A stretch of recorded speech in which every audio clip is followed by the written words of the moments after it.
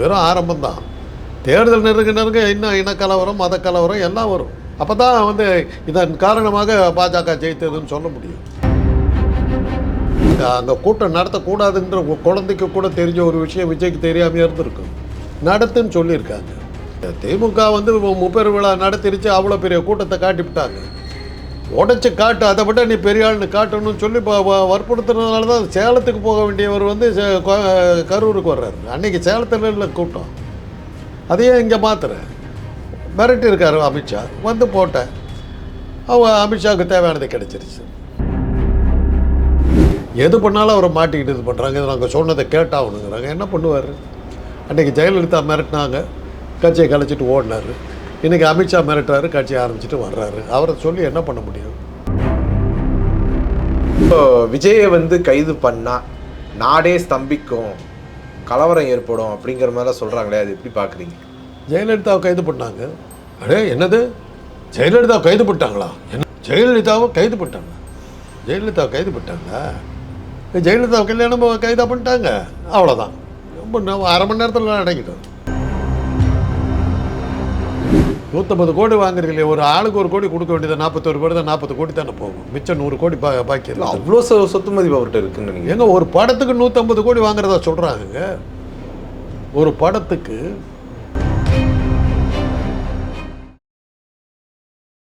நேயர்களே வணக்கம். இன்று நம்மோடு நேர்காணல் பேசுவதற்காக அரசியல் விமர்சகர் மற்றும் மருத்துவர் திரு காந்தராஜ் அவர்கள் நம்மோடு இருந்திருக்கிறார். வாருங்கள், அவரோடு பேசலாம். சார் வணக்கம். விஜயை கைது பண்ணுறதுக்கு அரசு பயப்படுது அப்படின்னு ஒரு பக்கம் சொல்கிறாங்க. இன்னொரு பக்கம் திருமாவளவன் அவர்கள் கேட்குறாரு, ஏன் விஜய் கைது செய்கிறதுல தமிழக காவல்துறைக்கு தமிழ்நாடு அரசுக்கு என்ன தயக்கம்? ஒருவேளை அவரை பார்த்து பயப்படுறீங்களா, இல்லை உங்களுக்கும் அவருக்கு ரகசிய டீலிங் ஏதாவது இருக்குதா அப்படின்ற மாதிரி பல கேள்விகளை கேட்குறாரு. எப்படி பார்க்குறீங்க சார்? கேள்விகளுக்கெல்லாம் நான் போல, ஏன் கைது பண்ணலைங்கிற கேள்விக்கு நான் அந்த கருத்து எனக்கு இருக்குது. இப்போது புஷ்பாங்கிற ஒரு படம் வந்தது. அல்லு அர்ஜுனுங்கிறவர் ஆந்திராவில் பெரிய ஹீரோ. அந்த க்ரௌடு இது பண்ணி 20 பேரை 30 பேரை செத்தாங்க. அல்லு அர்ஜுன் உடனே கைது பண்ணிட்டாங்க. பெங்களூரில் கிரிக்கெட்டு இதை பண்ணும்போது அந்த கிரிக்கெட் நிர்வாகிகளெல்லாம் கைது பண்ணி உள்ளே போட்டாங்க. அப்படி இருக்கும்போது இங்கே என்ன சங்கடங்கிறது தான் கேள்வி. அதை வச்சு லா அண்ட் ஆர்டர் வரும்னு நினைக்கிறாங்களா என்னன்னு தெரியல. ஏன்னா இதில் நீங்கள் இன்னொன்று பார்க்கணும். கும்பமேளா மரணத்துக்கு போகாத ஒரு கூட்டம், ஒரு சாமியார் உத்தரப்பிரதேசத்தில் நடந்த சாமியார் கூட்டத்தில் 300 பேர் இறந்தபோது போகாத ஒரு கூட்டம், பெங்களூர் கிரிக்கெட் ஸ்டேடியத்தில் நடந்த அந்த மசாக்கரில் போகாத ஒரு கூட்டம், தமிழ்நாட்டில் 41 பேர் இறந்தபோது மாத்திரம் வருது. யாருக்கு தெரியுதில்லை? அந்த சங்கிகள் கூட்டம். அவங்களுக்கு தேவையானது நடந்திருக்கு. அவங்க இதை அரசியல் ஆக்குவாங்க. ஏன்னா புல்வாமா தாக்குதல் அந்த தேர்தல் டைம், பீகார் எலெக்ஷன், பகல்காம் தாக்குதல், தமிழ்நாட்டில் தேர்தல் வருது, 41 உயிர்கள் வாங்கியாச்சு. ஆக கரெக்டாக வந்துக்கிட்டு இருக்காங்க. இன்னும் வரும். இதோட நின்றுக்குது. இது ஆரம்பம். இது வெறும் ஆரம்பம்தான். தேர்தல் நெருங்க இன்னும் இனக்கலவரம், மத கலவரம் எல்லாம் வரும். அப்போ தான் இதன் காரணமாக பாஜக ஜெயித்ததுன்னு சொல்ல முடியும். பாருங்களேன், உடனே எவ்வளவோ கட்சி தலைவர்கள் இருக்காங்க, எம்பிக்கள் இருக்காங்க. அது என்னத்துக்கு ஒரு நடிகை இருந்த எம்பியை கூப்பிட்டு இங்கே அனுப்புகிறாங்க. தமிழ்நாடுனா நடிகர்கள் பக்கத்தில் இருக்கணும். இந்த நடிகை பார்க்குறதுக்கு வர்ற கூட்டம் பேசுகிறதுக்கு இது பண்ணுவாங்க. அந்த எண்ணத்தில் தான் அனுப்புகிறாங்க. இப்போ இவங்க 2 பேருக்குமே முன்ஜாமீனை தள்ளுபடி பண்ணியிருக்கிறாங்க. யாருக்கு? இவருக்கு சிடி நிர்மல்குமாருக்கும் சரி, என் ஆனந்துக்கும் சரி, இவங்க 2 பேருக்குமே முன்ஜாமீன் தள்ளுபடி பண்ணிட்டாங்க. இனிமே அரசு எப்படி நடவடிக்கை எடுக்கும்னு நினைக்கிறீங்க? முன்ஜாமீன் தள்ளுபடி பண்ணிருக்காங்கன்னாக்கா கைது நடவடிக்கைக்கு அவங்க ஆதரவாக இருக்காங்கன்னு அர்த்தம். அரசு கைது பண்ணலாம். இப்போ முன்ஜாமீன் கொடுத்துருந்தா கைது பண்ண முடியாது. இப்போ முன்ஜாமீன் இல்லாமல் கைது பண்ணலாம். அது இனிமேல் அரசை தான் நடவடிக்கை எடுக்கணும். புசியானந்த் தரப்பில் கேட்டப்போ அவங்க என்ன சொன்னாங்கன்னா, அதாவது நீங்கள் இதுக்கெல்லாம் பொறுப்பு தானே அப்படின்னு கேட்டப்போ, நான் எங்கே பொறுப்பு, கரூர் மாவட்ட பொறுப்பாளர் தான் இதுக்கு பொறுப்பு, அவரை ஏற்கனவே கைது பண்ணியாச்சு அப்படின்ற மாதிரி. தலைவர் ஓடி போயிட்டார். அப்புறம் போய் புசியானந்த நிர்மல் யாரை கேட்டீங்க? புசியானந்தா. புசியானந்த கேட்டிங்கன்னா என்ன அர்த்தம்? தலைவரை தலைமுறைவாக போயிட்டார். அப்புறம் இவருக்கான தலையெழுத்தா ஏதோ பொழப்பு நடத்தலாம்னு வந்துருக்காங்க. இப்படிலாம் மாட்டுவோன்னா தெரியும். அதுதான் நம்ம முதல்ல விஜய்கிட்ட சொன்னோம். அரசியல் அப்படி இல்லைப்பா, ஜாக்கிரதைன்னு சொன்னோம். கேட்கல. பெரிய பெரிய ஜாம்பவான்லாம் ஓடி போயிட்டார், நீ பெரிய புச்சாலி நினச்சிட்டு போடு. சரி, அவர் மேலே நம்ம தப்பு சொல்கிறதில்ல. அவர் என்ன பண்ணுவார்? ஓய்வு பிரிவு பாதுகாப்புங்கிற பேரில் உளவுத்துறை அதிகாரிகள் அவரை கண்குறிப்பாக மட்டும் பார்த்துக்கிட்டு இருக்காங்க. எங்கெல்லாம் சொத்து வச்சுருக்காங்கிறதுக்கு என்ஃபோர்ஸ்மெண்ட் டைரக்டராக இருந்த அருண்ன்றவர் அங்கே போட்டு வச்சுருக்காங்க. எது பண்ணாலும் அவரை மாட்டிக்கிட்டு இது பண்ணுறாங்க. இதை நாங்கள் சொன்னதை கேட்டாகணுங்கிறாங்க. என்ன பண்ணுவார்? அன்றைக்கி ஜெயலலிதா மிரட்டினாங்க, கட்சியை கலைச்சிட்டு ஓடினார். இன்றைக்கி அமித்ஷா மிரட்டுறாரு, கட்சியை ஆரம்பிச்சிட்டு வர்றாரு. அவரை சொல்லி என்ன பண்ண முடியும்? அந்த இடத்துல இருக்காதப்போ அந்த அங்கே கூட்டம் நடத்தக்கூடாதுன்ற குழந்தைக்கு கூட தெரிஞ்ச ஒரு விஷயம் விஜய்க்கு தெரியாமல் இருந்திருக்கும். நடத்துன்னு சொல்லியிருக்காங்க. அந்த திருப்திகரமானதுன்னு சொல்கிறாங்க. அந்த இடம் திருப்திகரமானது. அதுதான் திமுக வந்து முப்பெரு விழா நடத்திருச்சு, அவ்வளோ பெரிய கூட்டத்தை காட்டிவிட்டாங்க. உடச்சி காட்டு, அதை விட நீ பெரிய ஆள்னு காட்டணும்னு சொல்லி வற்புறுத்துறதுனால தான் சேலத்துக்கு போக வேண்டியவர் வந்து கரூருக்கு வர்றாரு. அன்றைக்கி சேலத்தில் இல்லை கூட்டம், அதையே இங்கே மாத்துறேன் மிரட்டி இருக்காரு அமித்ஷா. வந்து போட்டேன், அவங்க அமித்ஷாவுக்கு தேவையானது கிடச்சிருச்சு. உடனே பாருங்களேன், அங்கே கும்பமேளாவுக்கு போகாத, அங்கே சாமியாருக்கு போகாத, கிரிக்கெட்டுக்கு போகாத, மணிப்பூருக்கு போகாத ஒரு கூட்டம் இங்கே வருதுன்னா அரசியல் யார் பின்னணியில் இது நடந்ததுங்கிறது இப்போ நல்லா தெரிஞ்சு போச்சு. ரெண்டாவது, விஜய்க்காக வாதாடுற ஒரு வழக்கறிஞர் கூட்டத்தில் யார் இருக்கான்னு பார்த்தா ஆர்எஸ்எஸ்ஸை சேர்ந்த வழக்கறிஞர் பக்கத்தில் நிற்கிறார், கூடவே நிற்கிறார். அவங்களுடைய இதுதான் நிர்மல்குமாருங்கிற ஒரு கட்சிக்கு இணை செயலாளர், பழைய முன்னாள் ஆர்எஸ்எஸ் கட்சி அவங்க தான் நடத்துகிறாங்க. அவர்கிட்ட இவர் விஜய் வச்சுக்கிட்டு அவங்க கட்சி நடத்திக்கிட்டு இருக்காங்க. இன்றைக்கி பழனிசாமி இவங்கெல்லாம் பிரயோஜனம் இல்லை, செங்கோட்டையெல்லாம் பிரயோஜனம் இல்லைன்னு தெரிஞ்சதுக்கு பிறகு இன்றைக்கி விஜயனுடைய கட்சி பேரில் இருக்கிற ஒரு கட்சியை முழுக்க நடத்துறது ஆர்எஸ்எஸ்ங்கிறது தெளிவாக தெரியுது. இது ஆர்எஸ்எஸ்ஸால் நடந்த ஒரு விஷயந்தான். காந்தியவே கொண்டு விட்டு அவரே அந்த கோட்சேவ மகாத்மான்னு சொல்கிற ஆளுங்களாச்சு. அவங்களுக்கு இதெல்லாம் ஒரு பெரிய விஷயமா இல்லை. இப்போது விஜயை வந்து கைது பண்ணால் நாடே ஸ்தம்பிக்கும், கலவரம் ஏற்படும் அப்படிங்கிற மாதிரிலாம் சொல்கிறாங்களே, அது எப்படி பார்க்குறீங்க? ஜெயலலிதாவை கைது பண்ணாங்க, ஒரு நாள் பூரா யாருமே ஒன்றும் போயிடல. அப்புறம் அந்த அம்மா கத்துச்சு, என்னை கைது பண்ணுறேன்னு சொல்கிறாங்க. ஒரு இதெல்லாம் மறுநாள் தான் பஸ்ஸெல்லாம் ஓட்டி அந்த 3 பெண்களை, அந்த அக்ரிகல்ச்சர் விவசாய கல்லூரி மாணவர்கள் 3 பேர் இறந்து போனாங்க. அதுக்கப்புறம் என்னாச்சு? அதுக்கப்புறம் 3 மாதம் இருந்தது ஜெயிலில், பரப்பநகர் இடத்துல தூக்கி போட்டாங்களே, என்னாச்சு? என்ன பண்ணிடுவோம்? என்ன சும்மா நம்ம அதை தான் சொல்லுவாங்க. அடே என்னது, ஜெயலலிதாவை கைது பண்ணிட்டாங்களா? என்னது, ஜெயலலிதாவை கல்யாணம் பண்ணிட்டாங்களா? ஜெயலலிதாவை கைது பண்ணிட்டாங்களா? ஜெயலலிதாவை கைது பண்ணிட்டாங்களா? ஜெயலலிதாவை கல்யாணம் கைதாக பண்ணிட்டாங்க, அவ்வளோதான். ரொம்ப அரை மணி நேரத்தில் அடங்கிட்டோம். யார் இன்றைக்கி வந்து ஒரு இலவசமாக வந்து சாவறதுக்கு தயாராக இல்லை. வேடிக்கை பார்க்குறதுக்கு வந்தாங்க, ஃப்ரீயாக காட்டுறீங்க ஒரு நடிகனை வேடிக்கை பார்க்கறதுக்கு வந்தாங்க. இதுக்கே நீங்கள் டிக்கெட் போட்டுருந்தீங்கன்னா வந்திருப்பாங்களான்னு தெரியாது. அவ்வளோதான். இறந்தவர்களெல்லாம் பாருங்கள், அரசியல் சம்மந்தப்பட்டவர்களாக இறந்துருக்காங்க. சுத்தமாக அந்த தட்டி மேலே ஏறிட்டு நிற்கிறான், பார்க்கணுங்கிறது தான். நீ பேசுகிறத கேட்குற, நீ பேசும்போது உன் பேச்சை யார் கேட்டா? உன்னை தலைவனாக ஏற்றுக்கிட்டு தலைவர் பேசுகிற வாய் மூட்டிகிட்டு இருக்கன்னு நிறுத்திருப்பாங்க. அந்த கட்சி நிர்வாகிகள் வர வேண்டியதில்லை, கட்சி அந்த ரசிகனை நிறுத்திவிடாய், தலைவர் பேசுமா ஏடா கத்துறேன். ஒன்றும் இல்லைங்க, நான் 3 மாதத்துக்கு முன்னாடி வேலூரில் ஒரு கூட்டம், ஒரு இது நடந்தது.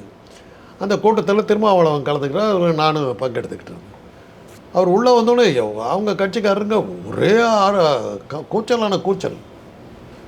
அவரை வந்து உக்காந்தார், இப்படி பார்த்தாரு, கத்திக்கிட்டே இருக்காங்க. இப்படி எந்திரிச்சார், ராய் அப்படின்னாரு. குண்டு வச்சு போட்டால் சத்தம் கேட்குது. அந்த தலைவர் ஒன்றுமே சொல்ல, அவர் ராய் அவ்வளோதான். தலைவனுக்கு அடங்கின தோண்டை. அதை தான் செந்தில் பாலாஜி சொன்னார், கட்டுக்கடங்காத கூட்டம் இல்லை, கட்டுப்பாடு இல்லாத கூட்டம்னார். இன்னும் வேடிக்கை பார்க்க வந்த கூட்டம், உன்னை தலைவனாக ஏற்றுக்கிட்டு வரல. நீ இதுதான் அந்த படத்தில் வந்தாள், இதுதான் அந்த படத்தில் வந்தாள். அவ்வளோ என்னங்க எனக்கே இருக்குதுங்க அது.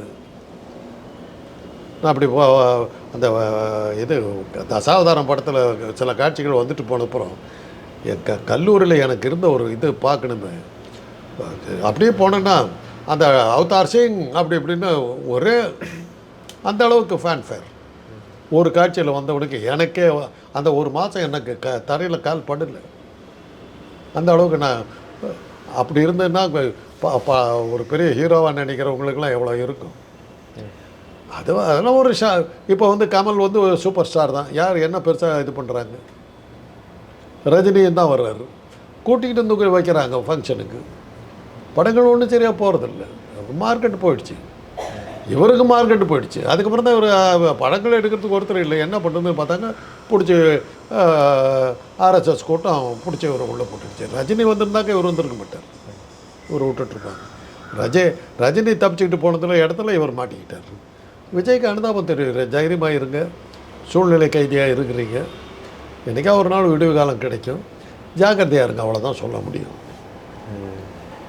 இப்போ நடிகர் விஜய் அவர்களுடைய இந்த அரசியல் பிரவேசத்துக்கு பிறகு இந்த கரூர் சம்பவம் அப்படிங்கிறது ஒரு கரும்புள்ளியாக இருந்தாலும் கூட, இந்த கரூர் சம்பவத்தை ஒட்டி பாஜகவை சார்ந்தவர்கள் வந்து கலந்துக்கிறது தான் ஒரு புதிய திருப்பு முனையை நம்மளால் பார்க்க முடியுது. ஏன்னா பாஜக வந்து தாவேக்காவுக்கு ஒரு சாஃப்ட் ஒன்று எடுத்துக்கிட்டு இருக்கிறாங்க. பாஜகவினுடைய இப்போ பிரான்ச்சு தாங்க அது. நான் முதல்ல இருந்து அதான் சொல்லிகிட்டு இருக்கிறேன். எதை நான் சொன்னது எதை கேட்டீங்க? தேர்தல் ஆணையம் தப்பு பண்ணுது, ஃப்ராடு பண்ணுதுன்னு சொன்னேன், என்னை கிண்டல் பண்ணிங்க. இன்றைக்கி ராகுல் காந்தி வரிசையாக எல்லாத்தையும் கொண்டு வந்துட்டுருக்காரு. இன்றைக்கி என்னை பற்றி யாரும் பேசுகிறத கூட காணும். 2 பேர் தான் கத்திக்கிட்டு இருந்தோம், ஐயநாதன் சார் நானும் தான் கத்திக்கிட்டு இருந்தோம், திருமாவளம் சத்தம் போட்டுக்கிட்டு. எங்கள் 3 பேர்த்த யார் மதிச்சிங்க அப்போ? அந்த ஆளுக்கு அந்த டாக்டருக்கு வேறு வேலை இல்லை, பைத்தியக்காரனாட்டம் உளறிட்டு இருப்பான். நீங்கள் இந்த பைத்தியக்காரன் உளறது தான் இன்றைக்கி சரியாக இருந்தது. விஜய் வந்த உடனே சொன்னேன், அவங்க ரஜினிகாந்த் வரலன்னு பிடிச்சிருக்காங்க, ஜாக்கிரதையாக இருப்பான்னு. மாட்டிக்கிட்டார், ஒன்றும் பண்ண முடியல. பிரபலமானதுக்கு அவர் கொடுத்த விலை ஆர்எஸ்எஸ்காரர்கிட்ட சிக்கிக்கிட்டாங்க. அவர் நிர்மல்குமாருக்கு விஜய்க்கு என்ன சம்பந்தம்? எப்படி எங்கேருந்தோ வந்த ஒரு ஆள் எப்படி தட்டால்னு உள்ளே வந்த உடனே பெரிய பதவி, இணை செயலாளர், தலைவனுக்கு ஈக்குவலான போஸ்ட்டு எப்படி வந்தது? ஆர்எஸ்எஸ் பட்டியலில் நீ இருக்கிற, ஆர்எஸ்எஸ்னுடைய இது தான் அந்த அவ்வளோ சின்ன சந்தில் கூட்டம் நடத்தினா மாட்டிக்கிட்டு சாவாங்கங்கிறது இப்போ குழந்தைக்கு கூட தெரியும். நடத்துன்றாங்கன்னா என்ன அர்த்தம்? திட்டம் போட்டிருக்காங்கன்னு அர்த்தம். புல்வாமா தாக்குதல் மாதிரி, பகல்காம் தாக்குதல் மாதிரி இங்கே ஒன்று நடக்கணுன்ற ஒரு திட்டம் போட்ட மாதிரி இருக்குது. அதெல்லாம் விசாரணையில் வரணும். இப்போ கோர்ட்டில் இருக்கிறதால நம்ம அதுக்கு மேலே பேச முடியாது.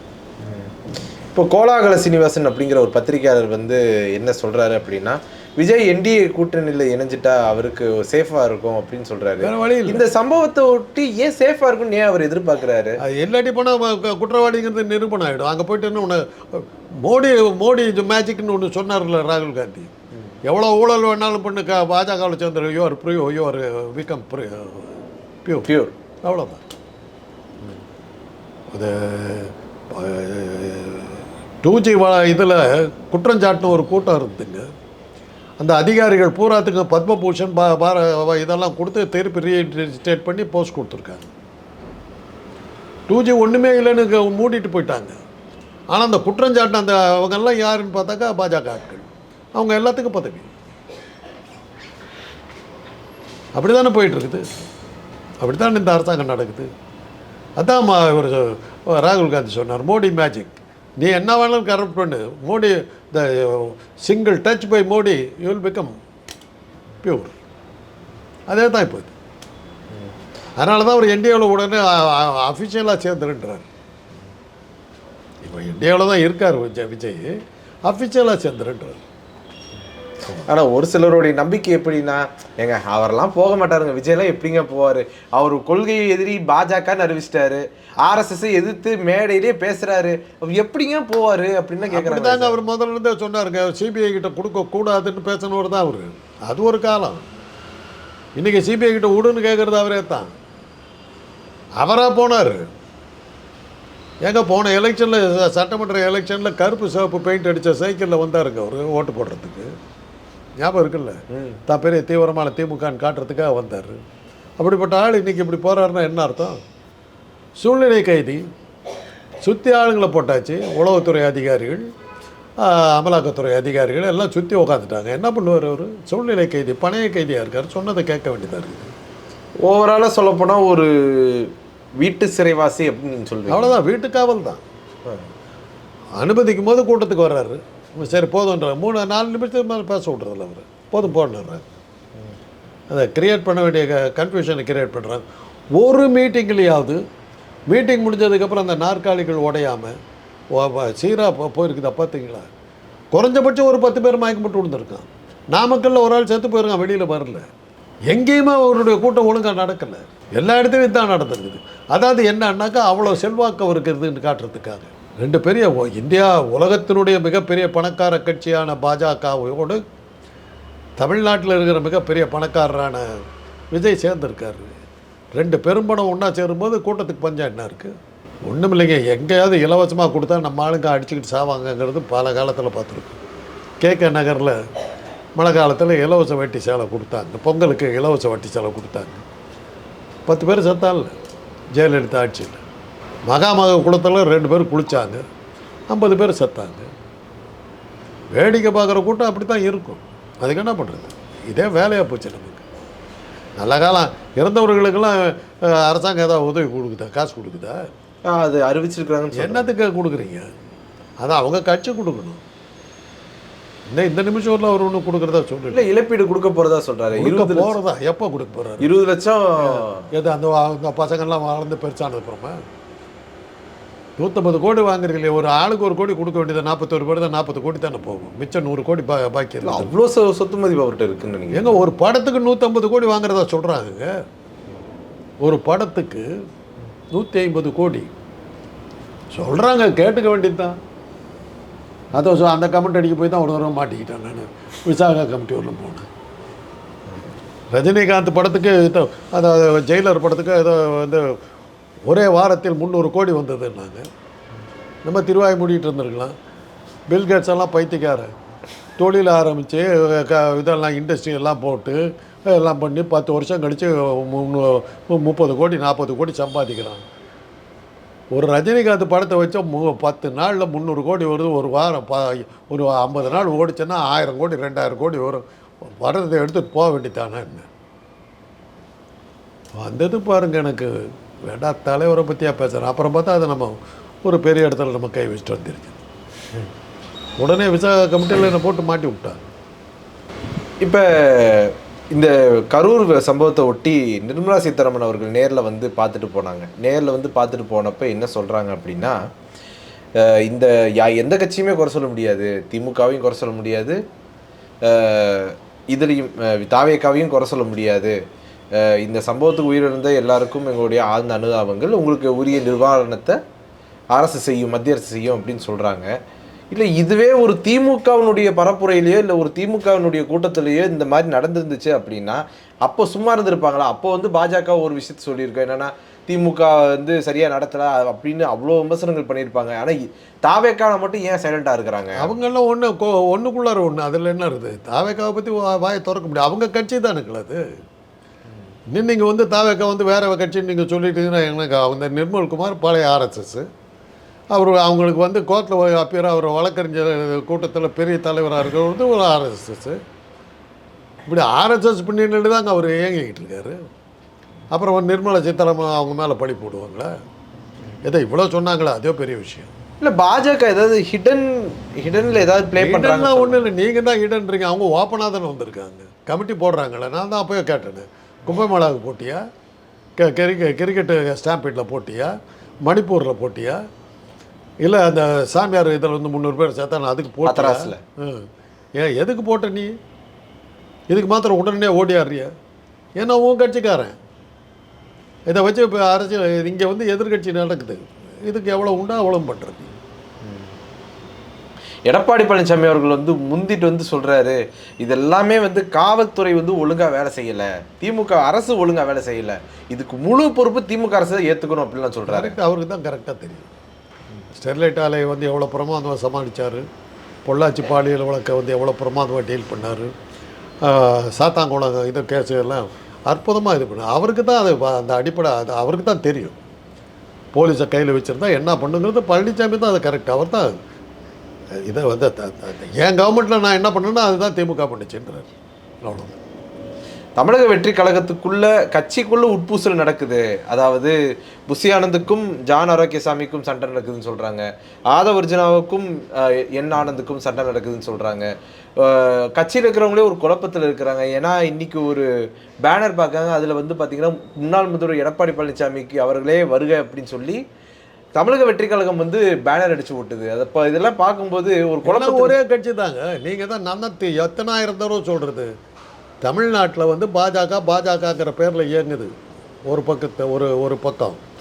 அப்புறம் வந்து பழனிசாமி தலைமையில் பாஜக இயங்குது. அப்புறம் வந்து இப்போ விஜய் தலைமையில் தாவேக்காங்கிற பேரில் 3 பேராக இருக்குது. சீமான் வந்து இப்போ கொஞ்சம் விலகி இருக்கார். அவரும் அதை சேர்ந்தவர் தான்.